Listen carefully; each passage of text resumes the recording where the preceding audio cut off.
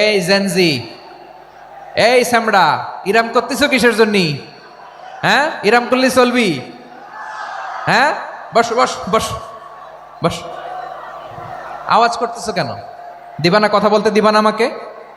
তো এইটা বুঝি তোমাদের ভালোবাসার নমুনা? তোমাদের ভালোবাসার কারণে যদি আমি কোথাও দাঁড়াতেই না পারি, কোথাও বসতে না পারি, কোথাও দুটা কথা বলতে না পারি, এই ভালোবাসা দিয়ে কি হবে আমার?